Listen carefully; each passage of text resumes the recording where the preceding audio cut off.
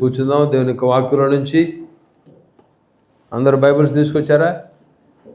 బైబిల్లోనే వాళ్ళు ఎవరు ఉంటే చేతులు ఎత్తండి. ఒకళ్ళు కూడా ఎత్తాం, ఒకవేళ తేకపోయినా.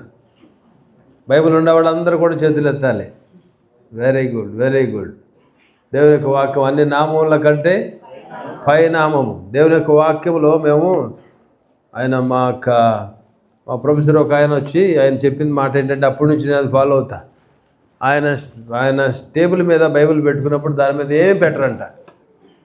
ఆ బైబిల్ మీద మరొక వస్తువు ఏది కూడా పెట్టరు ఆయన. సో మనం కూడా ఏంటంటే దేవుని యొక్క వాక్యము, దేవుడు వాక్యమై ఉన్నారు, వాక్యము దేవుడై ఉన్నారు. కాబట్టి దేవుని యొక్క వాక్యానికి ఆ విలువ అనేటువంటిది, ఆ భయం అనేటువంటిది కలిగేటువంటి వారిగా మనం ఉండాలి. అన్ని నామముల కంటే కూడా పైనామము దేవుని యొక్క యేసయ్య నామం. అందుకనే దేనికి భయపడవు సైతానుడు. దేనికి భయపడతాడు? యేసు రక్తమే జీవనంగానే పారిపోతాడు అక్కడి నుంచి. కాబట్టి యేసయ్య నామము అన్ని నామముల కంటే పైనామము. మొదటి రాజుల గ్రంథము 18వ అధ్యాయము 21వ వచనం చదువుతాం. మొదటి రాజులు 18. అందరు కూడా ఒకసారి తీయడమా, మీకు బైబిల్స్ ఓపెన్ చేయండి. 299వ పేజీలు ఉంటుంది. 18వ అధ్యాయము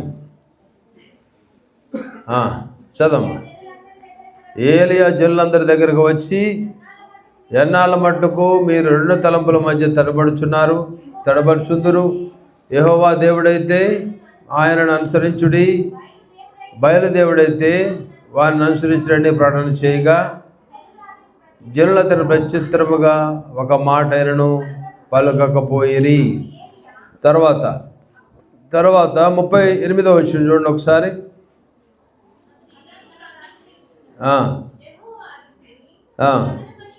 దహన బలి పశువులను, కట్టెలను, రాళ్లను, బుగ్గుని దహించి కందకమందున నీళ్లను ఆరిపోజేసెను. అంతట జనులందరూ దాన్ని చూచి సాగిలపడి, యెహోవాయే దేవుడు, యెహోవాయే దేవుడు అని కేకలు వేసిరి. చాలు. ఇక్కడ మనం చూస్తున్నాం, ఏలియా ఒక మంచి ప్రవక్త. ఏలియా ఒక మంచి ప్రవక్త. ఇతని గురించి మనం చూస్తున్నాం. కొత్త నిబంధనలు ఇతని గురించి 30 సార్లుగా వ్రాయబడింది. అలాగనే యేసయ్య రూపాంతర కొండ మీదకి వెళ్ళినప్పుడు యేసు ప్రభువారు ఎవరిని కలిశారు? అక్కడ యేసయ్యని కలిసినటువంటి వాళ్ళు ఎవరున్నారు? మోషే, ఇంకెవరు? ఏలియా. అంటే ఆ టైంలో చనిపోయినటువంటి ఏలియాగా, పైకి వెళ్ళినటువంటి ఏలియాగా ఉన్నాడు. అంటే దేవుడు తీసుకున్నాడు. దాని తర్వాత మనం చూస్తున్నాం ఏమైంది. ఏలియా సంగతి మరలా ఇక్కడ రూపాంతర కొండ మీద కనపడుతున్నటువంటి వాడుగా ఉన్నాడు. సో ఏలియా ఒక మంచి ప్రవక్త. ఏలియా గురించి మనం చూసేటువంటిది ఏంటంటే, తోలు దట్టి, అంటే ఒక తోలు బెల్ట్ పెట్టుకున్నటువంటి వాడుగా, అలాగనే రోమములు, ఒంటి మీద రోమములు కలిగినటువంటి వాడుగా ఏలియా ఉన్నాడు. ఇతను 2వ రాజుల గ్రంథంలో చూస్తాం. ఇలాంటి ఏలియా ఒక దినాన వచ్చినాడు. ఇశ్రాయేలుల యొక్క రాజు అయినటువంటి అహాబు దగ్గరకు వచ్చి అక్కడ ఒక మీటింగ్ ఏర్పాటు చేసినాడు. ఒక ఎన్కౌంటర్, ఒక డిబేట్ అనేటువంటిది. ఎందుకంటే ఇశ్రాయేలు ప్రజలెట్టి వారు, ఇశ్రాయేల్ దేశము, ఈ ఇశ్రాయేలీలు దేవుడు వారిని ఏలుబడి చేస్తుండగా వారు సరైనటువంటి మార్గంలో జీవించక, అలాగనే అక్కడ యాజకులైనటువంటి వారి బిడ్డలు సరిగా లేకపోవటం వల్ల అక్కడ జరిగినటువంటిది ఏంటంటే, మాకు ఒక రాజు కావాలనుకున్నారు. అందుకని మొట్టమొదటి రాజుగా ఎవరిని నియమించినారు? సౌలును మొట్టమొదటి రాజు. దాని తర్వాత ఎవరు వస్తారు? దావీదు తర్వాత సొలొమోను దగ్గర 2 పార్ట్స్గా ఇశ్రాయేలు 2 గోత్రాలు, 12 గోత్రాలు విడిపోయింది. Southern Kingdom, northern Kingdom. 10 గోత్రాలు ఇశ్రాయేలు అంటారు. అంటే వీళ్ళను యోధా అంటారు. 2 గోత్రాలను యోధా అంటారు. సో ఇక్కడ ఈ యొక్క ఇశ్రాయేలీలకు రాజుగా ఉన్నటువంటి వాడు, ఈ యొక్క నార్దర్న్ కింగ్డమ్కు రాజుగా ఉన్నటువంటి వ్యక్తి. ఈ యొక్క ఇశ్రాయేలు పెట్టేటువంటి వారు ఎలాంటి సిచ్యువేషన్లు ఉంటారంటే, వీళ్ళు బాగా దీనమైనటువంటి సిచ్యువేషన్కి వచ్చేసినారు. దేవుని బిడ్డలకు ఉన్నటువంటి వీరు ఎలాంటి సిచ్యువేషన్కి వచ్చినారంటే, ఆ దేశము దిగజారిపోయింది. దేశం యొక్క ఎకనామికల్ స్టేటస్ డౌన్ అయిపోయింది. దేశం యొక్క ఆ యొక్క ఆర్మీ అనేటువంటిది, వారిని నడిపించేటట్టు వారు కానీ, వారి గురించి ఫైట్ చేసేటట్టు వారి విషయంలో కానీ, ఎందుకంటే ఆ దేశంలో కరువు అనేటువంటిది వచ్చేసింది. ఎందుకు ఈ కరువు వచ్చింది? ఎందుకు ఈ కరువు వచ్చిందంటే ఆహాబు అనేటువంటి రాజు చేసేటువంటి తప్పు పని కోసం. ఆహాబు తప్పుడు పని చేసినాడు. దేవుని యొక్క వాక్యానికి విరుద్ధముగా జెజబేలును తను వివాహము చేసుకున్నాడు. ఇశ్రాయేలీలు అన్యులైనటువంటి వారితో వివాహాలకు వెళ్ళకూడదు. దేవుని యొక్క బిడ్డలకు ఉన్నటువంటి వారు, మారు మనసు పొందినటువంటి వారు, మారు మనసు లేనటువంటి వారితో, అన్యులైనటువంటి వారితో వివాహంలోకి వెళ్ళకూడదు. ఇశ్రాయేలుగా నువ్వు ఉన్నావు. అబ్రహాము యొక్క సంతతిగా, విశ్వాసములో అబ్రహాము యొక్క కుమారుడుగా, కుమార్తెగా నువ్వు జీవించేటువంటి నీవు లోకాన్ని బట్టి, ధనాన్ని బట్టి ఒక అన్యులతో వివాహాలకు వెళ్ళినట్లయితే వచ్చేటువంటి ఆ సమస్యలు, కష్టములు, ఆ యొక్క ఆత్మ దేవుని యొక్క సన్నిధికి వ్యతిరేకముగా మనం అడుగులు వేసేవారిగా ఉండిపోతాం. ఆహాబు చేసేటువంటి పని అదే. యెజబెలు వివాహం చేసుకున్నాడు. ఎప్పుడైతే యెజబెలు వివాహం చేసుకున్నాడో దేవాది దేవుడు అనేటువంటి యెహోవా దేవుడు వదిలిపెట్టేసి తన యొక్క భార్య అనేటువంటి యెజబెలు ఆరాధించేటువంటి బయలుదేవతను, అలాగనే అషేరా దేవతను వెంబడించడం అనేటువంటిది అతను ప్రారంభించినాడు. చూడండి, ఇద్దరు దేవతలను వెంబడిస్తూ ప్రారంభించినాడు. ఎందుకు? తన భార్య మాటలకు అతను లోబడినాడు. భార్య మాటలకు లోబడాలి ఎప్పుడు? దైవభక్తి కలిగినటువంటి భార్య ఉన్నప్పుడు. అన్యులుగా లోకానుసారముగా బ్రతికేటువంటి భార్యలను మనం సరిచేయాలి. అన్యులుగా ఒకవేళ వివాహం జరిగిపోయినట్లయితే, ఇంకా లోకంలో బ్రతుకుతున్నట్లయితే, ఇంకా ధనాశ, భయలు అంటే ఆత్మ సంబంధముగా మనం చూసినట్లయితే మెటీరియలిజం, ఆ భయలు వెంబడించేటటువంటి వాళ్ళు ఏం చేసేవారంటే, ఆ దినాల్లో భయలను ఆరాధించేటటువంటి వాళ్ళు ధనం అనేటువంటిది ఉండేది అక్కడ, సెక్స్ అనేటువంటిది ఉండేటువంటిది అక్కడ. బయలును వెంబడించేటటువంటి వారు మెటీరియలిజం, హ్యూమనిజం, వాళ్ళు అలాగున బయలును వెంబడించేటటువంటి వాళ్ళు చేసేటటువంటి పనులవి. అలాగనే వారి యొక్క బిడ్డలను అక్కడ సాక్రిఫైస్ చేసేటటువంటి వారు, అర్పణలు చేసేటటువంటి వారు, అగ్నిలో వేసేటటువంటి వారు, దేవునికి విరోధముగా, దేవుని యొక్క వాక్యానికి విరోధముగా బయలును, అషేరాదేవి ఈ యొక్క దేవతలను వెంబడించటానికి ఆహాబు కారకుడుగా అయిపోయినాడు. తను చేసేటువంటి తప్పుడు పని, తను చేయకున్నటువంటి తప్పు పని చేసినాడు. ఎప్పుడైతే యెజబెలును వివాహం చేసుకున్నాడు, యెజబెలు ఎవరినైతే ఆరాధిస్తుందో ఆ యొక్క విగ్రహాలను ఆరాధించడం అనేటువంటిది ఆహాబు చేసినాడు. ఎంత భయంకరమైనటువంటి విషయం చూడండి. ప్రియమైన వారు, దేవుని బిడ్డకుండేటువంటి మనము, దేవుని వెంబడించేటువంటి మనము తెలిసి కొన్నిసార్లు ఏం చేస్తారంటే వెనక్కి తిరిగేటట్టు వారుగా ఉంటారు. వారి మీదకే కాదు వచ్చేటువంటిది డిజాస్టర్, ఆ కుటుంబం మీదకి డిజాస్టర్ వచ్చేస్తుంది. దేవుని ప్రక్కన పెట్టినట్లయితే, రుచి ఎరిగిన తర్వాత దేవుడిని పక్కన పెట్టినట్లయితే ప్రియమైన వారు, దేవుడు వదిలిపెట్టడు. మనకి కొన్ని కష్టములు, కొన్ని ఇబ్బందులు, కొన్ని నష్టములు తీసుకొచ్చి మరలా ఆయన వైపుకి ఆయన త్రిప్పుకుంటారు. ఇశ్రాయేలు పెట్టేటి వారు ఇలాంటి డౌన్ ట్రాడన్ సిచ్యువేషన్లో ఉన్నారు. వాళ్ళ ట్రెండ్ అనేటువంటిది జారిపోయింది. దిగజారిపోయేటువంటి సిచ్యువేషన్కి వెళ్ళిపోయినారు. ఎందుకు దిగజారిపోయేటువంటి సిచ్యువేషన్కి వెళ్ళారంటే దేవుడిని వదిలిపెట్టినారు, విగ్రహాలను వెంబడించేటటువంటి వారుగా అయిపోయినారు. వారి జీవితంలో, వారి దేశంలో దేవునికి స్థానం అనేటువంటిది లేదు. సజీవులైనటువంటి దేవుడిని పక్కన పెట్టేస్తున్నారు.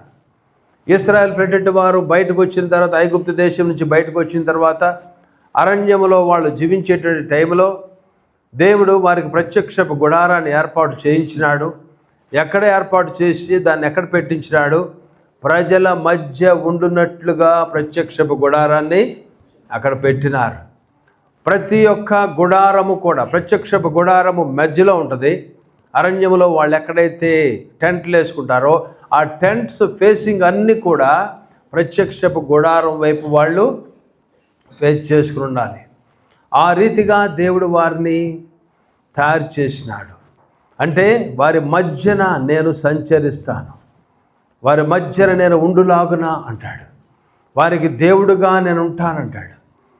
కాబట్టి మనము ప్రియమటి వాళ్ళారా, ఇక్కడ ఇశ్రాయేలు పెట్టేటి వారు ఏం చేసినారంటే దేవుడిని వారికి సెంటర్గా ఉంచుకోవాలంటే వారి జీవితంలో సెంటర్గా, ప్రైమరీగా దేవునికి ప్రధాన స్థానం ఇచ్చి దేవుని వెంబడించడం అనేటువంటిది చేయవలసినటువంటి ఇశ్రాయేలీలు వారికి వారి యొక్క దేశములో దేవుని యొక్క ఆలయములు పెట్టి దేవుని యొక్క సన్నిధిలో వాళ్ళు నివాసము చేసి దేవునిలో సంతోషించాల్సినటువంటి వీరు దేవునికి వ్యతిరేకముగా విగ్రహారాధనలోకి వెళ్ళిపోయినారు. అంతే.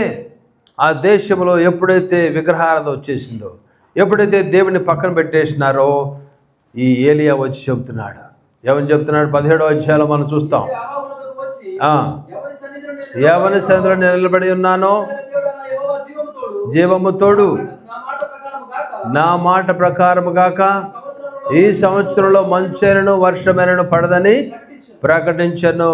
3.5 సంవత్సరములు ఈ దేశంలో షోమ్రోనులో క్షామము, షోమ్రోనులో కరువు వచ్చేసింది. దేవుడిని పక్కన పెట్టినట్లయితే ప్రియమటి వాళ్ళారా, దేవునికి ఇవ్వాలంటే ప్రయారిటీ మనం ఇవ్వకపోయినట్లయితే, మన హృదయంలో నుంచి దేవుడిని పక్కన పెట్టినట్లయితే, మన గృహంలోంచి దేవునికి ప్రక్కన పెట్టినట్లయితే సైతానుడు వచ్చేసి కూర్చుంటాడు. వెలుగు ఎక్కడైతే ఉంటుందో అక్కడ చీకటి అనేటువంటిది ఉండదు. నువ్వు వెలుగుని ఎప్పుడైతే నువ్వు తీసివేస్తావో, వెలుగుని ఎప్పుడైతే ఆర్పివేస్తావో ఆ ప్లేస్ అంతా కూడా చీకటిమయముగా అయిపోతుంది. కాబట్టి దేవుని నువ్వు పక్కన పెట్టావంటే నీ హృదయంలో నుంచి సైతానుడు వచ్చేస్తాడు. దేవుడు ఆయన వెలుగై ఉన్నారు, ఆయన నీ హృదయంలో స్థానము, ఆయన అనేటువంటి మాట హృదయం అనేటువంటి తలుపు దగ్గర యేసయ్య తట్టుచున్నారు. నీ హృదయాన్ని తెరిచినట్లయితే నేను నీతో వస్తాను, నీతో ఉంటాను, నివాసం చేస్తాను, నీతో భోజనం చేస్తాను. I will dyne with you. నీ మధ్యన నీ హృదయంలో నివాసం చేస్తాను. చూడండి దేవుడు, అందుకని దేవుని యొక్క వాక్యం, you are the temple of the living God. మీరు సజీవుడైనటువంటి దేవుని యొక్క ఆలయమై ఉన్నారు. దేవుడు మన హృదయంలో నివాసం చేస్తారు, నీ హృదయంలో ఉంటారు, నీ గృహంలో ఉంటారు, నీతో పాటు ఉంటారు. నీవు కనుక పక్కన పెట్టినట్లయితే సైతానుడు వచ్చి నీ మీద కూర్చుంటాడు. సైతానుడు వచ్చి కూర్చుంటాడు. ఎప్పుడైతే విగ్రహము, వాళ్ళు విగ్రహానికి చోటిచ్చినారు, బయలుకు చోటిచ్చినారు, అషేరా పోల్కి, అషేరా దేవతకి వాళ్ళు చోటిచ్చినారు. మన జీవితంలో ప్రియమటి వాళ్ళరా, మనకు అలాంటి విగ్రహం, లిటరల్ విగ్రహాలు ఉండకపోవచ్చు. ధనం ఒక విగ్రహం అయిపోతుంది. ధనం అనేటువంటిది భయంకరమైన విగ్రహము. లోకము, లోకేచ్ఛలు ఒక విగ్రహం అయిపోతుంది. పర స్త్రీ, పర పురుషుడు ఒక విగ్రహం అయిపోతారు. స్నేహాలు విగ్రహము అయిపోతుంది. మన యొక్క డబ్బు విగ్రహము, మన జాబ్స్, ఉద్యోగాలు ఒక విగ్రహం అయిపోతుంది. లోకములటువంటివన్నీ కూడా మన విగ్రహాలుగా ఉంచుకోకూడదు. దేవుని యొక్క బిడ్డలుగా విగ్రహం అనేటువంటిది ఏంటంటే మనం అలా వర్షిప్ చేయాల్సిన అవసరం లేదు, కానీ మన హృదయంలో వర్షిప్ చేస్తాం. 24 గంటలు ధనం మీద ఆశ ఉంటుంది, 24 గంటలు స్నేహితులతోనే, 24 గంటల ఉద్యోగం మీదే, 24 గంటలు దేవునికి స్థానం అనేటువంటిది ఎప్పుడైతే తీసివేస్తామో ప్రియమటి వల్లరా, అప్పుడే మనలో జారిపోవటం అనేటువంటిది జరుగుతుంది. దేవుని యొక్క దీవెనలు, ఆశీర్వాదాలు ఉండవు మన జీవితంలో. దేవుని యొక్క ఎదుగుదల అనేటువంటిది ఉండదు. నువ్వు దేవుని ఎరగనట్లయితే లోకములో అందరి మీద కూర్చున్నటువంటి రీతిలో నీ మీద కూర్చుంది. దేవుని ఎరిగిన తర్వాత నువ్వు ప్రత్యేకించబడిన వాడుగా ఉన్నప్పుడు నీ మీద ప్రత్యేకమైనటువంటి దీవెనలు దేవుడు కుమ్మరిస్తాడు. నువ్వు ప్రత్యేకించబడినటువంటి వాడిగా అడుగులు వేసినప్పుడు, ఇశ్రాయేలీయులు ఐగుప్తు దేశంలో ఉన్నప్పుడు ఎలాంటి ప్రత్యేకమైనటువంటి దేవుని యొక్క కాపుదల వారికి దేవుడు ఇచ్చినాడు. ప్రత్యక్షపు గుడారము మీద పగటికి మేఘస్తంభమును, రాత్రి అగ్నిస్తంభము అక్కడ ఉండేటువంటిది. వారు నడిచినటువంటి త్రోవ అంతట్లో కూడా దేవుడు వారికి తోడుగా ఉండి వారిని నడిపించినారు. వారి మధ్యన దేవుడు నివాసం సంచరిస్తానంటాడు. దేవుడు వారి మధ్యన నివాసం చేసినాడు. అలాంటి దేవుడును వీరు ఎప్పుడైతే పక్కన పెట్టినారో ఆ దేశంలో క్షామం అనేటువంటిది, కరువు అనేటువంటిది వచ్చేసింది. నీళ్లు లేవు దేశంలో, జలధారలు ఎండిపోయినాయి, నదులు అనేటువంటిది ఎండిపోయింది. చూడండి, చివరికి ఆహావే అబో ఇక్కడ ఉన్నటువంటి మా యొక్క జంతువులు కానీ పశువులు కానీ ఇవన్నీ చనిపోతాయి, ఇక అయిపోయింది ఇక మాకు అనేటువంటి రీతిలో తనే సెర్చింగ్ కోసం వెళ్ళినాడు.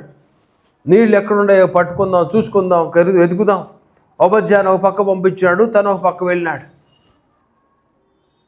ప్రియమైన దేశము నాశనానికి వెళ్ళిపోయినది. ఇదే కాలశంలో దేవుడు మనతో మాట్లాడేటువంటిది ఏంటంటే, ఎప్పుడైతే మన జీవితంలో దేవునికి స్థానం అనేటువంటిది లేకుండా దేవునికి వ్యతిరేకమైన దిశలో మనం అడుగులు వేస్తామో మన జీవితంలో డౌన్ఫాల్ అనేటువంటిది ప్రారంభమవుతుంది. సొలొమోను జీవితంలో కూడా అలాగే జరిగింది. 1000 మందిని పెట్టుకున్నాడు మనాడు. ఉపపత్రులను భార్యలను పెట్టుకుని వారందరూ కూడా ఏం చేసినారు? ఇతరుని విగ్రహాల వైపు అతనిని తిప్పేసినాడు. దేవుని నుంచి విగ్రహాల వైపు వెళ్ళిపోయినాడు. అంతే, తన దగ్గర అక్కడ ముక్కలైపోయింది. 12 గోత్రాలు. దేవుడు ఎప్పుడు కూడా యూనిటీ కోరుకుంటాడు. దేవుడు ఎప్పుడు కూడా యూనిటీ అనేటువంటిది కోరుకుంటాడు. ఏక మనసు అనేటువంటిది కోరుకుంటాడు.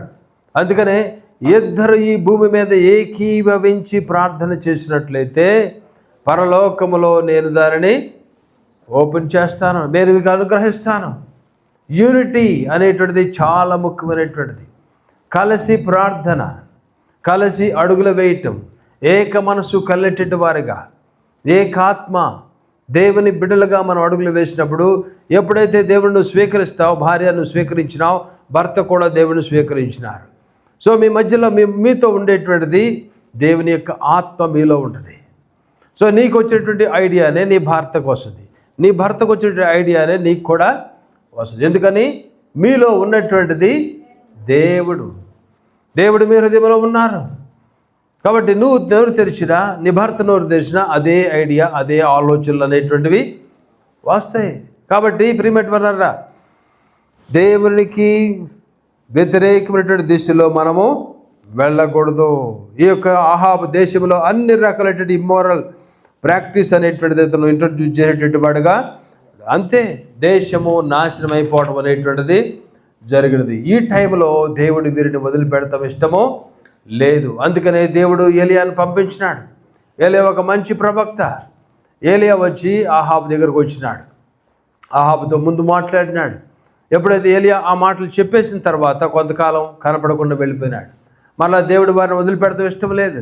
అందుకని దేవుడు ఏలియాతో చెప్పినాడు, నువ్వు మరలా వెళ్ళు, అహాబును దర్శించు, అహాబుతో మాట్లాడు, నేను ఈ భూమి మీద వర్షాలు కురిపించబోతున్నాను అని దేవుడు మాట్లాడుతూ అతను చెప్పినటువంటిది ఏంటంటే, చూడండి ఎందుకు, చూడండి ఇక్కడ మీరు 16వ అధ్యాయము 18వ అధ్యాయంలో 17వ వచనం చూడండి ఒకసారి. అహాబు ఏలియాను చూచి, ఇశ్రాయేలు వారిని శ్రమ పెట్టేవాడు నీవే కావా అని అతనితోనగా, నేను కాను, యెహోవా ఆజ్ఞలు గైకొనక బయలుదేవతను అనుసరించుచు నీవును నీ తండ్రి ఇంటి వారును ఇశ్రాయేలు వారిని శ్రమ పెట్టువారై ఉన్నారు. మీరందరూ కూడా మీరు చేసేటువంటిది నీవే కారణం, నీవు కారణం, నిన్ను బట్టి ఈ దేశం ఇలా అయిపోయింది. తిరుమల యజమానులు ఏంటంటే వారు, యజమానుడు దేవునితో సంబంధము కలిగేటటువంటి వాడుగా ఉండాలి. యజమానుడు దేవునికి లింక్ కలిగేటటువంటి వాడుగా ఉండాలి. అలానే యజమానురాలకి లింక్ అవసరం లేదా అని కాదు, అందరికీ కావాలి. యజమానుడు అంటే గృహాన్ని నడిపించవలసినటువంటి వాడు. సో ఇతను చేయవలసినటువంటిది ఏంటంటే, యజమానుడు దేవునితో సంబంధం కలిగి దేవుని సన్నిధిలో కూర్చుని ప్రార్థన చేసి నడిపింపు కలిగేటటువంటి వాడికి ఇతను ఉండాలి. పిల్లలు తప్పులు చేస్తున్నప్పుడు, కుటుంబంలో కొంత డిస్టర్బెన్స్ ఏమైనా వచ్చినప్పుడు యజమానుడు ఒక డెసిషన్ తీసుకోవాలి. ఎలాంటి డెసిషన్ తీసుకోవాలి? దేవుని జ్ఞానము చేత ఆ డెసిషన్ అనేటువంటిది తీసుకోవాలి. చాలా ముఖ్యమైనటువంటిది. అందుకనే దేవుడు మొదటి ఆది కాండంలో మనం చూస్తాం, ఇంతకు ముందు కూడా చెప్పారు, దేవుడు మొట్టమొదట మాట్లాడినటువంటిది ఎవరితో మాట్లాడినాడు? ఆదాముతో మాట్లాడిన. అప్పుడు అవ్వ ఉందా? లేదు. ఏం మాట్లాడినాడు? తినవద్దు అనేటువంటిది ఆదాముతోనే దేవుడు చెప్పినాడు. కాబట్టి ఆదాము దేవుని సన్నిధిలో ఉంచబడినటువంటి వాడుగా ఉన్నాడు. సో ఆదాముగా యజమానుడుగా ఉన్నటువంటి నీవు చేయవలసినటువంటిది ఉదయాన్నే దేవుని సన్నిధిలో కూర్చునేవాడుగా నీవు ఉండాలి. నీవు దేవుని నుంచి ఆజ్ఞలు తీసుకోవాలి, దేవునితో కాంటాక్ట్లోకి రావాలి, దేవుని సన్నిధిలో దేవుని యొక్క వాయిస్ వినేటటువంటి వాడుగా నీవు ఉండాలి. యజమానుడుగా నీవు గృహాన్ని నడిపించుకోవాలి. అలాంటి భార్యకు ఆ హక్కు లేదా అనేటువంటిది కాదు, భార్య కూడా కలిసి చేసేటటువంటి వారుగా ఉండాలి. ఇద్దరు కలిసి గృహాన్ని నడిపించుకోవాలి. ఇతను చూడండి, అహాబు చేసేటువంటి దుష్టమైనటువంటి పని, చేయకున్నటువంటి పని యెజబెలు వివాహం చేసుకున్నాడు. అయిపోయిన తర్వాత బయలుదేవతను, అషేరా దేవతను గృహంలోకి తీసుకొచ్చుకున్న దాన్ని ఏం చేసినాడు? దేశంలో ఇంప్లిమెంటేషన్ అనేటువంటిది చేసేసినాడు. బలిపీఠములు నిర్మించేసినాడు. చూడండి, ఇక్కడ మనం చూసినట్లయితే ఏలియా కట్టినటువంటి బలిపీఠము కూడా పడిపోయినటువంటి బలిపీఠాన్ని తిరిగి నిర్మించినాడు. అంటే ఆ దేశంలో బలిపీఠములు, దేవుని యొక్క బలిపీఠములు పడద్రోయబడినవి. ఎంత భయంకరము! దేవునికి చోటు లేనటువంటి దేశముగా అయిపోయింది. దేవుడు వారిలో ఒంటరి వాడిని 10,000గా చేస్తాను. అలాగనే దేవుడు అబ్రహాంతో చెప్పినాడు, నీ బిడ్డలేటువంటి వారిని గొప్ప జనాంగంగా చేస్తాను అని. ఒక్కరి నుంచి ఒక దేశముగా వారిని 12 గోత్రాలను ఒక దేశముగా ఈ ప్లేస్ అనేటువంటిది వారికి ఇచ్చి ఇక్కడ ఎస్టాబ్లిష్ చేస్తే, దేవుడు ఇచ్చినటువంటి టైటిల్ డీడ్లో ఉన్నటువంటి ఈ యొక్క ఇశ్రాయేలీలు దేవుడిని ఆ ప్లేస్లో నుంచి తీసివేసేసినారు. ఎంత భయంకరం! దేవుని యొక్క బిడ్డలకు ఉన్నటువంటి మన జీవితంలో దేవుడు ఎంత దుఃఖిస్తాడు మనం అలాంటి పనులు చేసినప్పుడు. దేవుని ఆత్మను దూరపరచుకోకూడదు. దేవుని ఆత్మకు దూరంగా నువ్వు అడుగులు వేయకూడదు, వ్యతిరేకంగా అడుగులు వేయకూడదు. ఇక్కడ మనం చూస్తున్నాం, అహాబు దగ్గరకు ఈ యొక్క ఏలియా వచ్చినాడు. నువ్వే శ్రమ పెట్టేటువంటిది నీ వల్లనే. దేవునికి ఆజ్ఞకు వ్యతిరేకముగా నువ్వు అడుగులు వేసినావు. అందుకనే తను అంటున్నాడు, ఇటు చూపిస్తున్నాడు, తప్పు తను చేసినాడు, అహాబు తప్పు చేసినాడు. కానీ ఎవరి మీద చెప్తున్నాడు? ఏలియా మీద శ్రమ. నువ్వు చేసినావు, నిన్ను బట్టే. చూడండి, ఏలియా వచ్చేపాటికి అహాబు భయపడిపోతున్నాడు. నిన్ను బట్టే. చూడండి, అక్కడ దావీదులో అంటాడు, దావీదు ఏమంటాడు? నేను పాపము చేసి, నేను చేసినాను, నన్ను బట్టి నేను అనేటువంటిది రావాలి. పాపం విషయంలో, గొప్పలు చెప్పుకునే విషయంలో ఏం రావాలి? నేను చదివాను, నాకు ఉద్యోగం ఉంది, నాకు ఇల్లు ఉంది, నాకు కారు ఉంది, నీకు అది అట్ట పోతుంది అంతే. గర్వం రాకూడదు. వచ్చింది మనాడికి. ఎవరికి వచ్చింది? సాయంత్రం మనాడు రౌండ్ కొడతా చూస్తున్నాడు అక్కడ నెబుకద్నెజరు. అక్కడ రౌండ్ కొట్టి పడిపోయాడు. ఇక్కడ నెబుకద్నెజరు కూడా ఇలా చూసుకుంటున్నాడు. ఆహా, ఎంత బాగా ఉంది అంతే. గడ్డి మేసినటువంటి పశువు వలె అతను అయిపోయాడు అంతే. మరలా తనకు 7 సంవత్సరాలాగా అయిపోయినాడు. దేవుడు అతను మరలా తీసుకొచ్చే వరకు కూడా తనకు జ్ఞానోదయం అయ్యేంత వరకు కూడా అలాగనే గర్వం అనేటువంటిది రాకూడదు. హెచ్చించుకునేటువంటి స్వభావం ఉండకూడదు.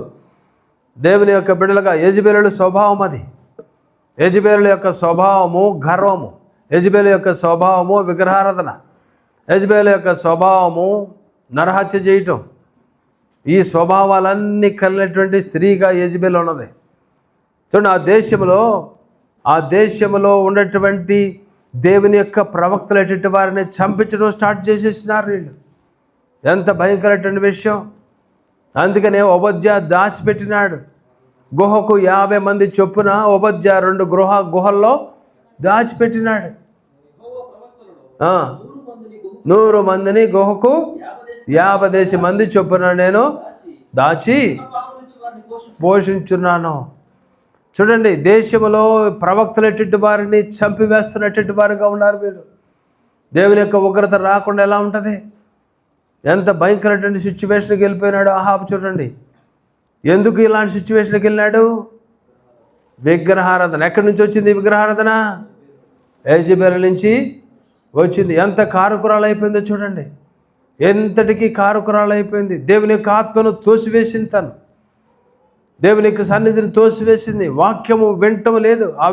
ఆ ప్లేస్లో వాక్యము ప్రవక్తలటువంటి వారు లేనప్పుడు, ప్రవక్తలటువంటి వారు మాట్లాడినప్పుడు ఆ దేశంలో ఇంకా వాక్యం అనేటువంటిది ఎక్కడ ఉంటుంది? ఇంకా దేవుని యొక్క వాక్కు ప్రత్యక్షమగడం అనేటువంటిది అక్కడ లేదు.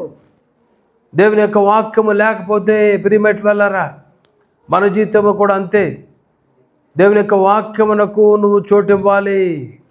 దేవుని యొక్క వాక్యాన్ని నువ్వు చదవాలి. నీ హృదయంలో దేవుని వాక్యాలను కాపాడుకోవాలి. దేవుని బిడ్డగా దేవుని యొక్క వాక్యముని హృదయంలో కాపాడుకున్నట్లయితే, దాచుకున్నట్లయితే చదవనట్లయితే, వినిపించకపోయినట్లయితే, నిబిడలేటట్టు వారితో దేవుడు చెప్తాడు. ఏం చెప్తారు? నిబిడలేటట్టు వారు కూర్చున్నా లేచిన వారికి వాక్యాన్ని నేర్పించాలి, వినిపించాలి. గ్రహించండి ప్రియమైన, దేవుని యొక్క వాక్య ప్రత్యక్షత ఎక్కడైతే ఉండదో అక్కడ కరువు అనేటువంటిది వచ్చేస్తుంది. అందుకనే ప్రతి ఆదివారము, ప్రతి బుధవారం దేవుని సన్నిధికి రావాలి. వాక్యం వినట అనేటువంటిది ఆసక్తి మనకు రావాలి. దేవుని ఆరాధించటం అనేటువంటి ఆసక్తి రావాలి. దేవుని సన్నిధిలో నేను గడపాలి అనేటువంటి ఆసక్తి రావాలి. ఎంటర్టైన్మెంట్కి బాగా ఇష్టం ఉంటుంది మనకి. దేవుని సన్నిధిలో ఒక గంట పెరిగితే వెనక్కి తిరుగుతాం, చేతులు చూసుకుంటాం. మన పరిస్థితి అట్లా అయిపోయింది. ఎందుకంటే మేము ఉద్యోగాలు చేసుకుంటారు, కూర్చోలేరు. పాపం పొద్దు నుంచి సాయంత్రం దాకా అలాగనే చూసుకుని కొడతా ఉంటారు. అది కూడా అయిపోయింది మీ పని. కానీ దేవుని యొక్క సన్నిధిలో గడిపేటువంటి వారిగా ప్రాక్టీస్లోకి రావాలి. మనం మోకాళ్ళ జీవితం కావాలి. గృహాలలో ప్రార్థన వినిపించాలి, పాటలు వినిపించాలి. బిడ్డల నోట్లో నుంచి వాక్యము బయటికి రావాలి. మన నోట్లో నుంచి వాక్యం రావాలి. బూతులు కాదు, చెడు మాటలు కాదు, లోక సంబంధమైనటువంటి సినిమా డైలాగులు కాదు, డబల్ మీనింగ్ డైలాగులు కాదు. ఇవన్నీ కూడా సైతానుడు పెట్టేటువంటిది ఎంటర్టైన్మెంట్, లోక సంబంధమైనటువంటి ఎంటర్టైన్మెంట్. దేవుని యొక్క బిడ్డలుగా ఇలాంటి వాటిని మనం ప్రాక్టీస్లోకి మనము రాకూడదు. అలాంటి వాటిని గృహాల్లో ఉండకూడదు. డబల్ మీనింగ్ డైలాగులు కానీ, అలాగనే సినిమా డైలాగులు కానీ ఇవి రాకూడదు మనకి. మన మాటలు వాళ్ళు పలకాలి. దేవుని యొక్క మాటలు వాళ్ళు పలకాలి. లోకస్తులెట్టి వారు వాళ్ళకి మనం నేర్పించాలి. కాబట్టి దేవుని యొక్క బిడ్డలుగా మనము ఈ యొక్క వాక్యముతో నింపబడేటటువంటి వారిగా ఉండాలి. మన హృదయంలో వాక్యం ఉండాలి, నీ నోటిలో వాక్యం ఉండాలి, గృహంలో వాక్యం ఉండాలి, నీ కారులో వాక్యం ఉండాలి. నీ బిడ్డలేటటువంటి వారి నోట్లో నుంచి వాక్యము రావాలి. వాక్యము లేకపోయినట్లయితే వీరికి ఏమైపోయింది? ప్రత్యక్షత. ఎప్పుడైతే షోమ్రోన్లో వాక్య ప్రత్యక్షత లేదో, ప్రవక్తలైనటువంటి వారిని చంపివేయటం ప్రారంభించినారో, విగ్రహాలైనటువంటి దాన్ని బాగా దానికి ఇంపార్టెన్స్ ఇచ్చేసినారో, ప్రజలెట్టి వారిలో రకరకాలైనటువంటి వారుగా ప్రజలు అయిపోయినారు. ఇలాంటి టైంలో దేవుడు మరలా వారిని తన వైపు తిప్పుకోవడం కోసం, మరలా వారిలో రివైవల్ తేవటం కొరకు, వారంతా కూడా విగ్రహాధన వైపు వెళ్ళిపోయినారు, లోకంలో పడిపోయినారు, పాపంలో ఉండేటట్టు వారు ఉన్నారు. ఇలాంటి టైంలో దేవుడు వారిని విడిచిపెడతాం ఆయనకు ఇష్టం లేదు. ఒకవేళ ఉదయ కాలస్యంలో నువ్వు కూడా దేవునికి వ్యతిరేకంగా ఉన్నావేమో, మంచి భక్తి చేసి దేవునికి ఇష్టడుగా జీవించి దేవునికి ఇష్టరాలుగా ఉండి దేవుని రాజ్యము కట్టేటటువంటి విషయంలో మంచి ఆసక్తి కలిగేటటువంటి వాడవుగా, మంచి ప్రార్థనాపరుడుగా ఉండి, వాక్యము బాగా తెలిసేటటువంటి వాడిగా ఉండి, ఈ ఉదయ కాలసభలో ఈ టైంలో నువ్వు వెనక్కి జారేటువంటి మెట్టులో నీవు ఉన్నట్లయితే దేవుడు మనతో మాట్లాడేటువంటిది ఏంటంటే, నేను నిన్ను వదిలిపెట్టేటువంటి వాడను కాను, నేను మరలా నేను పిలుస్తున్నాను. అందుకనే నేను ఈ ఉదయ కాలసభలో నేను నీ వాక్యాన్ని నీకు అందిస్తున్నాను, నీతో నేను మాట్లాడుతున్నాను. నువ్వు ఉన్నటువంటి స్టేజ్లో, ఆ స్టేజ్లో ఉండటం నాకు ఇష్టం లేదు. నీవు నా వైపు తిరగాలి, నా బిడ్డగా నువ్వు ఉండాలి. నీ మధ్య నేను ఉంటాను, నీ హృదయంలో నివాసం చేస్తాను, మీ మధ్య నేను సంచరిస్తాను. కాబట్టి నా వైపు మీరు తిరగండి. ఈ ప్లేస్లో ప్రిమేట్ వల్లరా ఈ ఇశ్రాయేలు పెట్టేటి వారిని దేవుడు వదిలిపెడతాం ఇష్టం లేక ఏలియాను అక్కడకు పంపించినాడు. ఏలియాను అక్కడ పంపించి ఆహాబుతో మాట్లాడించి, ఈ టైంలో ఇక్కడ మనం చూస్తాం 3 రకాలైనటువంటి గుంపులు ఇక్కడ మనం చూస్తాం. ఒక అతను ఏలియా ఒక వ్యక్తిగా ఉన్నాడు, ఇదొక గుంపు. రెండవ గుంపు ఉంది అక్కడ, బయలుదేవతలు, ప్రవక్తలు, ఆషేరా దేవి యొక్క ప్రవక్తలు. ఆ గుంపుగా 450 మంది, 850 మంది కర్మేలు పర్వతం దగ్గర అక్కడ ఉన్నారు. వీరినందరినీ జనులందరూ కూడా వీరిని చూస్తున్నటువంటి వారిగా ఉన్నారు. ఈ గుంపే కాదు, మొదటి గుంపులో ఏలియా, రెండవ గుంపులో ఈ యొక్క ప్రవక్తలు ఎటువంటి వారు, మూడవ గుంపులో ఉండేటువంటి వారు ఎవరు? ప్రజలు, సామాన్య ప్రజలటువంటి వారు. వీరందరిని కూడా సరిచేయటం కొరకు ఏలియాను దేవుడు అక్కడ పంపించినాడు. ఈ గుంపులో ఉండేటువంటి వారు ఆ కర్మెలు పర్వతం మీద అలా ముగ్గురుగా ఉన్నారు. చుట్టుపక్కల వారితో ఏలియా చెప్పినాడు, ఎంత మట్టుకు మీరు 2 తలంపుల మీద కనబడుచుంటారు? జనులందరి దగ్గరకు వచ్చి, ఎన్నాళ్ళ మట్టుకు మీరు 2 తలంపుల మధ్య తడబడుచున్నారు? యెహోవా దేవుడైతే ఆయనను అనుసరించుడి, బయలుదేవుడైతే వారిని అనుసరించుడని ప్రకటన చేయగా జనులందరూ కూడా ఏమన్నారు? ఒక్క మాట అయినను ఓకే. చూడండి, ఈ గుంపులో కూడా మనం చూస్తాం, కొన్నిసార్లు ఏం జరుగుద్దంటే దేవుడిని వెంబడించేటట్టు వారు కూడా ఉంటారు. ఇక్కడ కొంతమంది వెంబడించేటట్టు వారు ఉంటారు, కొంతమంది ఆహాబును బట్టి లోబడేటట్టు వారు ఉంటారు, కొంతమంది ఈ గవర్నమెంట్ వీడు రాజు కాబట్టి భయపడి సీక్రెట్గా దేవుని వెంబడించేటట్టు వారుగా ఉంటారు. అందుకనే దేవుడు వీరితో ఇక్కడ మాట్లాడుతున్నాడు, ఎన్నాళ్ళ మట్టుకు మీరు ఇలాగున 2 తలంపుల మధ్య తడబడుచున్నారు, రండి అనేటువంటి రీతిలో దేవుడు వీరితో మాట్లాడుతున్నాడు. ప్రియమైన మనం గ్రహించాల్సింది ఏంటంటే, దేవుడు ఎప్పుడు కూడా సీక్రెట్ క్రిస్టియన్స్ అంటే దేవునికి ఇష్టం లేదు. నేను క్రైస్తవుడను అని ఇంట్లోనే బైబిల్ చదవడం దేవునికి ఇష్టం లేదు. నువ్వు మార్పు రావాలి, లోకానికి నువ్వు బహిర్గతంగా చెప్పాలి. అందుకనే మనం బాప్తిజం తీసుకున్నప్పుడు, మనం బాప్తిజం ఇచ్చేటప్పుడు కూడా ఏం చేస్తాం? ప్రభు యందు నువ్వు విశ్వాసం ఉంచావా? రక్షణ పొందావా? ఆయన స్వరక్షణ ఎంచుకున్నావా? నువ్వు ఎంచుకున్నట్లయితే అంతవరకు నువ్వు నిలబడతావా అని నీవు ఇచ్చినటువంటి సాక్ష్యమును బట్టి, ఎవరుంటారు అక్కడ?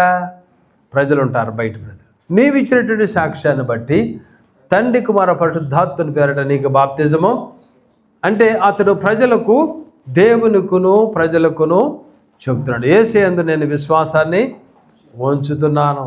కొన్నిసార్లు కొంతమంది సీక్రెట్గా ఉంటారు. సీక్రెట్గా ఉండటమంటే మనము బహిర్గతంగా మెడలో క్రాస్ వేసుకోవాల్సిన అవసరం లేదు. బహిర్గతముగా మనం ఏదోదో చేయాలనేటువంటిది కాదు. బైబిల్ పట్టుకుంటంలో కొంతమంది సిగ్గుపడతారు. బైబిల్ పట్టుకుని బయటికి వెళ్తే ఏమనుకుంటారో అనేటువంటిది భయపడతారు కొంతమంది. సాధు సుందర్ సింగ్ తనకు న్యూ టెస్టిమెంట్ ఇచ్చిన తర్వాత, తీసుకున్న తర్వాత భయం అనేటువంటిది లేదు అతనికి. ఎందుకంటే దానికి ముందే దేవుడు అతనిని దర్శించినాడు, దానికి ముందే దేవుడు అతనితో మాట్లాడినాడు. నేనే సజీవుడైనటువంటి దేవుడును, యేసును నేనే, కాబట్టి నీవు నన్ను వెంబడించు. ఎప్పుడైతే ఈ మాట అతను విన్నాడో, చూసినాడో యేసయ్యను, ఆ దర్శనంలో తన గృహంలోకి యేసు ప్రభువారు తన శిష్యులతో అక్కడ ఎప్పి రావడం అనేటువంటిది, కనపడటం అనేటువంటిది జరిగిందో, అంతే. మీరు ఏమన్నా అనుకోండి, నాకు అనవసరం, నేను యేసుని వెంబడించినటువంటిది ఆపను. నేను యేసుని వెంబడిస్తాను. ప్రిమిట్ వారు నాకు సీక్రెట్గా మనం భక్తి చేసేటి వారిగా ఉండకూడదు. అంటే యేసుని ఒప్పుకోవాలి, మనం యేసు ప్రభువారిని ఒప్పుకునేటువంటి వారికి ఉండాలి. ఎంతోమంది నాకు తెలిసేటువంటి వారు కొంతమంది, అలాగనే వేరే వేరే ప్రాంతాల్లో, కొన్ని ప్రాంతాల్లో, వేరే వేరే దేశాల్లో ఎంతమంది దేవుణ్ణి ఒప్పుకున్నప్పుడు వారు ఎన్ని ఇబ్బందులు పట్టినారు, ఎన్ని శ్రమలు అనుభవించినారు. యేసుని వెంబడించడంలో రహదారిగా ఉంటుందనేటువంటిది ఎక్కడా లేదు. ముళ్ళు ఉంటాయి, ఇరుకనేటువంటి మార్గము, కష్టాలు అనేటువంటిది ఉంటాయి. కాబట్టి యేసుని మనము వెంబడించేటువంటి విషయంలో ఎక్కడ సీక్రెట్గా ఉండేటటువంటి వారుగా, యేసుని వెంబడించేటటువంటి వారుగా మనం యేసుని మనం ఒప్పుకోపోయినట్లయితే ప్రభువారు కూడా పరలోక రాజ్యంలో మనల్ని ఒప్పుకో. దేవుడు చెప్పినటువంటి మాట నా మాట కదా అది. మీరు నన్ను ఒప్పుకున్నట్లయితేనే నేను మిమ్మల్ని ఒప్పుకుంటాను. కాబట్టి మనము సీక్రెట్గా ఉండకూడదు. దేవుని యొక్క బిడ్డలుగా లోకానికి కనపడేటటువంటి వారిగా మనము ఉండాలి. కాబట్టి ఇక్కడ మనం చూస్తున్నాం, ఇక్కడ ఏలియా చెబుతున్నాడు, మీరు ఎన్నాళ్ళు మట్టుకు మీరు 2 తలంపుల మధ్య తడబడుచున్నారు. ఇక్కడ మనం చూస్తాం, ఏలియా వాళ్ళకి ఛాలెంజ్ విసిరినాడు, వాళ్ళతో మాట్లాడినాడు, ఆహాబుతో మాట్లాడించినాడు, ఆహాబు ద్వారా మాట్లాడినాడు. ఈ ప్రవక్తలు ఎట్టి వారు ఉన్నారు కదా, మనం ఓ పని చేద్దాం, ఛాలెంజ్ అనేటువంటిది విసిరినాడు అక్కడ. మీ దేవుడు కనుక నిజమైన దేవుడు అయినట్లయితే ఓకే, మీరు ఒక ఎద్దును తీసుకోండి కదా చెప్పినాడు. ఏం చెప్పినాడు అక్కడ? 2 ఎద్దులను తీసుకుని వారికి ఒకటిచ్చి దాన్ని తునకలుగా ముక్కలుగా చేసి మీరు అగ్ని వేయకుండా మీరు బలిపీఠం మీద దాన్ని ముక్కలుగా పెట్టి దాన్ని మీరు అలా పెట్టండి. దాన్ని మీరు ముక్కలు వేసుకోండి. దాని మీద మీరు మీ దేవునికి ప్రార్థన చేయండి. మీ దేవుడు గనక ఆ బలిపీఠం మీదటువంటి ఆ మాంసమును బలిపీఠము మీద మాంసమును దహించినట్లయితే ఏ దేవుడు కట్టెలను తగలబెట్టుడి చేత ప్రత్యుత్తరం ఇచ్చును ఆయనే దేవుడు. చూడండి ఎలాంటి ఒక్కడగా నిలబడినటువంటి ఏలియా కనబడుతున్నాడు. అందుకని తను అంటాడు, ఇంకా వేరే ప్రవక్తలు దాగబడినటువంటి దాచబడిన వారు ఉన్నారు, కానీ ఆ టైంలో నేను ఒక్కడే నిలబడినాను అంటాడు ఏలియా.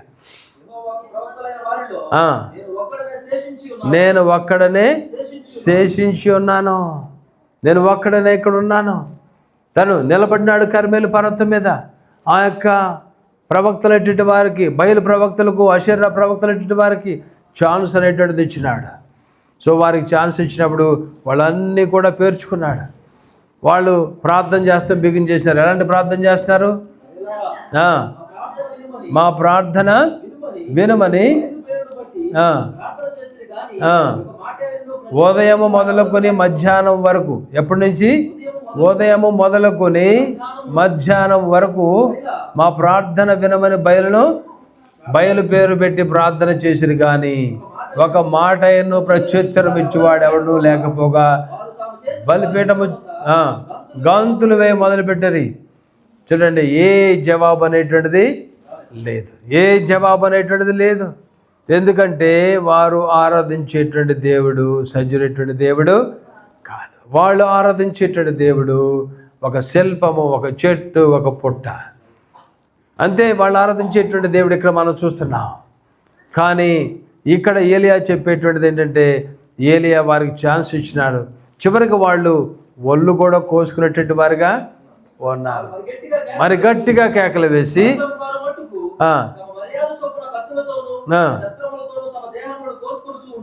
అప్పుడు ఏమన్నాడు? నిద్రపోతున్నాడేమో, ధ్యానం చేస్తున్నాడేమో, దూరం ఉన్నాడేమో, ప్రాణం చేస్తున్నాడేమో, నిద్రపోతున్నాడేమో, మీరు వెళ్ళి లేపాలేమో. చూడండి, మీరు వెళ్ళి లేపాలేమో, లేపండి. అపహాస్యము చేసేటటువంటి వాడిగా ఉన్నాడు ఏలియా. చూడండి ప్రియమైన వాళ్ళారా, అల్లరితో ఏమీ సాధించలేము. కొన్నిసార్లు ప్రార్థనలో కూడా అల్లరి అనేటువంటిది ఉండకూడదు. గంతులు వేయటం, ప్రార్థనలు సంతోషంతో వేయచ్చు. దావీదు వేసినాడు కదా, నేను వేస్తానంటారు కొంతమంది. సంతోషంతో వేయి, నాట్యం చేస్తే చెయ్యి. దేవునిలో నువ్వు నాట్యం చేస్తే సంతోషమే.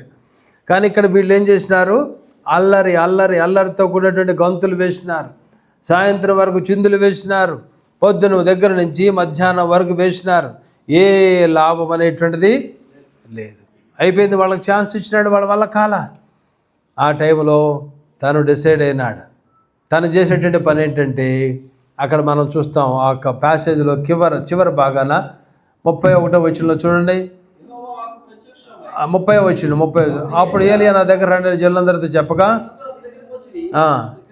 క్రింద పడద్రోయబడిన యెహోవా బలిపీఠమును బాగు చేసి యెహోవాకు ప్రత్యక్షమై నీ నామము ఇశ్రాయేలులగునని వాగ్దానం యాకోబు సంతతి గోత్రము లెక్క చొప్పున 12 రాళ్లను తీసుకుని, చూడండి ఇక్కడ చూడండి, పడద్రోయబడినటువంటి బలిపీఠము. దేవుని యొక్క కార్యములు జరగాలంటే, మీ గృహములో, మన గృహములో, మన సంఘములో దేవుని యొక్క కార్యములు జరగాలంటే బలిపీఠాలు కట్టబడాలి.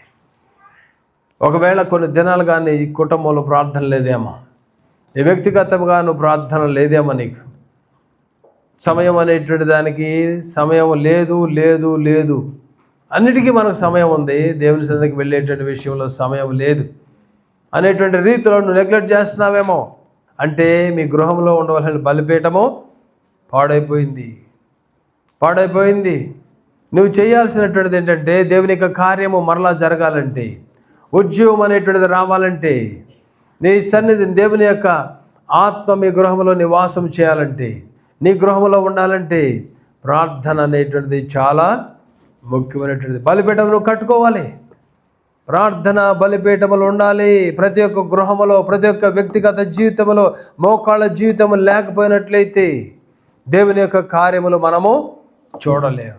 రివైవల్ కావాలంటే, ఉద్యోగము కావాలంటే, జారిపోయిన వారు మళ్ళా లెగవాలంటే, దేవుని యొక్క కార్యములు అనుభవించాలంటే, నీ జీవితంలో దేవుని యొక్క ఆశ్చర్య కార్యములు చూడాలంటే, దేవుని యొక్క సన్నిధిని నువ్వు చూడాలంటే నీ జీవితంలో ఏం కావాలి? బలిపీఠాలను నిర్మించుకోవాలి. అలాగనే ఇక్కడ మనం చూస్తున్నాం, పడిపోయినటువంటి బలిపీఠాన్ని మరలా తను బాగు చేసినాడు. హోషేయ టైంలో కూడా చూస్తాం. హోషేయ టైంలో జోసయ టైంలో కూడా దేవుని యొక్క ప్రత్యక్షత లేదు. లా అనేటువంటిది లేదు, అక్కడ గ్రంథం అనేటువంటిది లేదు. దేవుని యొక్క మందిరము పాడైపోయింది, పడిపోయిన సిచ్యువేషన్, దాన్ని ఎవరు పట్టించుకునే సిచ్యువేషన్లో ఉన్నారు. ఆ టైంలో హిల్కియా అనేటువంటి వ్యక్తి వెళ్ళి అతనికి అక్కడ క్లీన్ చేసేటువంటి వాళ్ళు గ్రంథాన్ని, వారికి లా అనేటువంటి దాని ధర్మశాస్త్రాన్ని అందిస్తారు. దాన్ని క్లీన్ చేసినప్పుడు, ఆ యొక్క ధర్మశాస్త్రాన్ని అందించినప్పుడు, దాన్ని తీసి చదువుతున్నప్పుడు అప్పుడు జోసయ బట్టలు చింపుకుంటాడు. అయ్యో, మా పితరులతో ఉన్నటువంటి దేవా, మేము మా వారు ఎందుకు తప్పులు చేసినారు, ఎందుకు మేము ఇలాంటి సిచ్యువేషన్లోకి వెళ్ళిపోయినాం. మేము రివైవల్ రావాలంటే ధర్మశాస్త్రం కావాలి. రివైవల్ రావాలంటే ప్రార్థనా జీవితం అనేటువంటిది ఉండాలి. మోకాళ్ళ జీవితం అనేటువంటిది ఉండాలి. నాలో ఉండాలి, మీలో ఉండాలి, కుటుంబంలో ఉండాలి, సంఘంలో ఉండాలి. పడద్రోయబడినటువంటి ఆ బలిపీఠాలను మరలా నిర్మించేటువంటి వాడుగా, కట్టినటువంటి వాడుగా ఏలియా బాగు చేసి దాన్ని మరలా కట్టినటువంటి వాడిగా ఉన్నాడు. ఎలా కట్టినాడు? ఏక మనసుకు నిదర్శనముగా 12 గోత్రాలకు సూచనగా 12 రాళ్లను తీసుకుని అక్కడ నిర్మించినాడు. 12 రాళ్లను తీసుకుని నిర్మించినాడు. ఏక మనసు అనేటువంటిది ఉండాలి. అందుకని నేను చెప్తున్నాను, ప్రైవేట్ వల్ల ఏక మనసు అనేటువంటిది చాలా ముఖ్యమైనటువంటిది. కుటుంబంలో ఏక మనసు, సంఘంలో ఏక మనసు లేకుండా పాడు చేస్తుంది సైతానుడు. ఎందుకంటే దేవుని కార్యములు మనం చూసి, దేవునికి ఆశ్చర్యకార్యాలతో మనం నింపబడి లోకానికి దేవుణ్ణి అందించి దేవుని నామాన్ని మహింపరుస్తామని వాడికి ఇష్టం ఉండదు.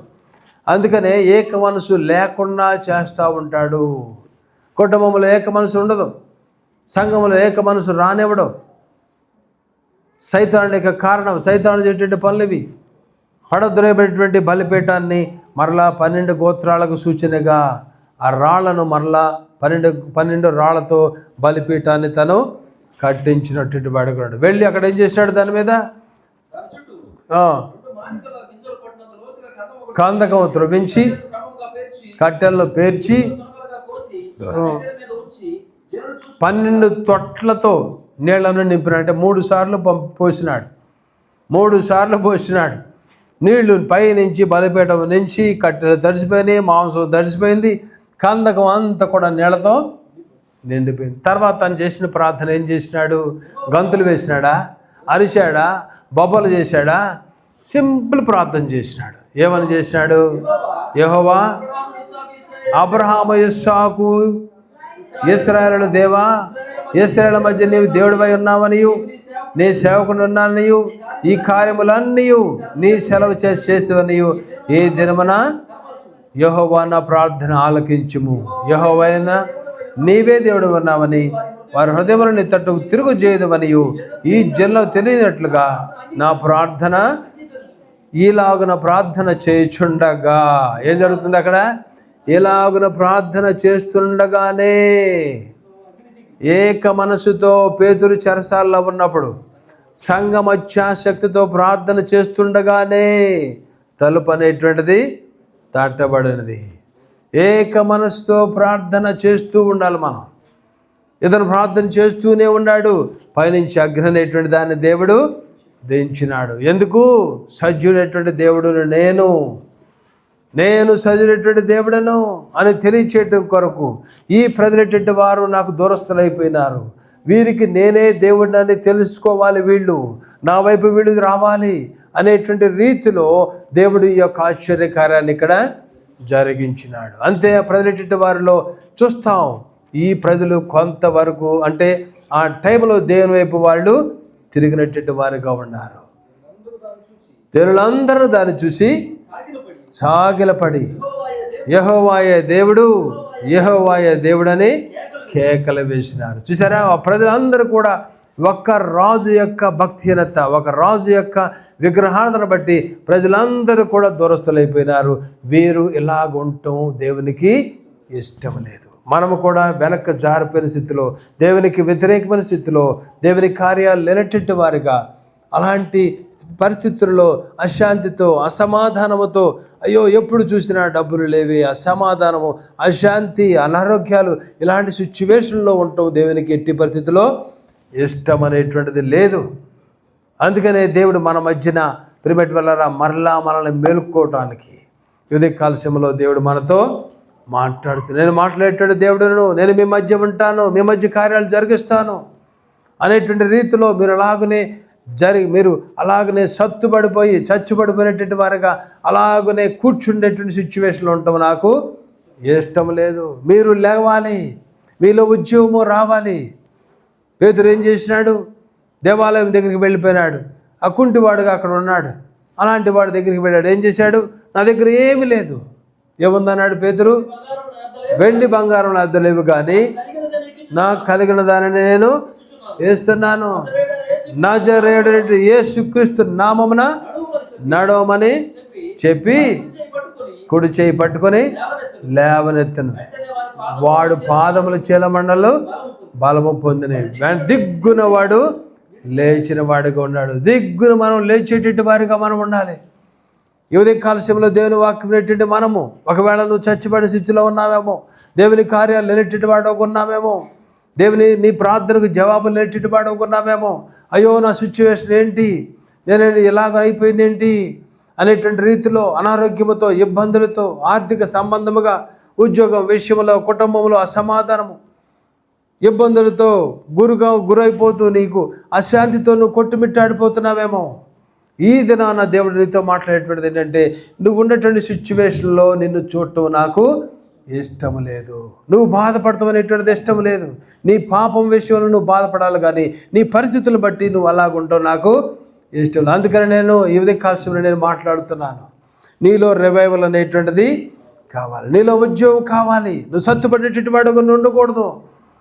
నీలో నా ఆత్మ వెళ్ళిపోయింది కాబట్టి నేను మరలా నీ హృదయం దగ్గర నేను తట్టుచున్నాను, నీవు ఓపెన్ చేస్తావా అని ఉదయ కాలశంలో దేవుడు మనతో మాట్లాడుతున్నాడు. నీలో మళ్ళా రివైవల్ రావాలి. ప్రిమిట్ వల్ల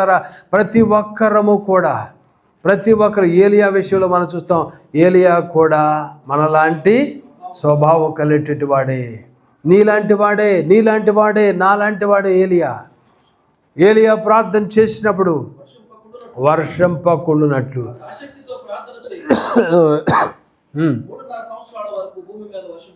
వర్షం అనేటువంటిది లేదు. చూసారా? అలాంటి వాడే ఏలియా, నీలాంటి వాడు, నాలాంటి వాడే. మనము కూడా ప్రిమిట్ వల్ల లేచేటట్టు వారికి ఉండాలి, తిరిగి లేచే వారికి ఉండాలి, ఉద్యమం పడేటట్టు వారికి ఉండాలి, సత్తుపడేటువంటి వారికి ఉండకూడదు. మన పాపముల బట్టి, మన అపరాధముల బట్టి మనం చచ్చినటువంటి వారిగా మనము వండిపోతున్నాం. అలా సిచ్యువేషన్లో ఉంటాము దేవునికి ఇష్టం. నీ పాపమే నిన్ను అలా చేస్తూ ఉంటుంది తమ్ముడు చెల్లి. నీ బలహీనత, నీ భక్తిహీనత, నీ బ్యాక్ స్లైడింగ్ స్పిరిట్ నీలో నిలబడి చేస్తుందేమో, నీ జీవితంలో దేవుని కార్యాలు జరగట్లేదేమో, అభివృద్ధి అనేటువంటిది లేదేమో, ఆత్మానుసారమైనటువంటి అభివృద్ధి నీలో లేదు. ఇలాంటి సిచ్యువేషన్లో ఉన్నట్లయితే నీ జీవితంలో రివైవల్ అనేటువంటిది కావాలి, ఉద్యోగము కావాలి. నువ్వు మోకాళ్ళ జీవితం స్టార్ట్ చేయి, వాక్యానికి చోటివ్వు, నీ హృదయంలో దేవుని యొక్క సన్నిధితో నువ్వు నింపుకోవడానికి ప్రయత్నం చేయి. దేవుని యొక్క గొప్ప కార్యములు మరొక ఏలియా వలె నువ్వు అవ్వాలని దేవుని యొక్క ఉద్దేశం. మరొక ఏలియా వలె దేవుని కార్యాలు జరిగించాలి. మరొక ఏలియా వలె లోకానికి నువ్వు దేవుని యొక్క కార్యాలను చూపించాలి.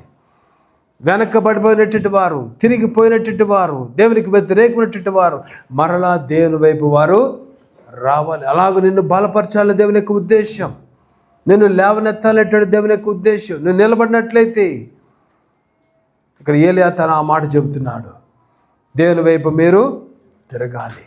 యేసు ప్రభువారు చెప్పేటటువంటి మాట చూసినట్లయితే యేసు ప్రభువారు కూడా అంటున్నారు, ఎన్నాళ్ళ మట్టుకు మీరు రెండు తలపుల మధ్య తడబడుచున్నారు. యేసు ప్రభువారు కూడా చెప్పేటువంటిది ఏంటంటే, మీ ముందు నేను రెండు మార్గాలు పెడుతున్నాను.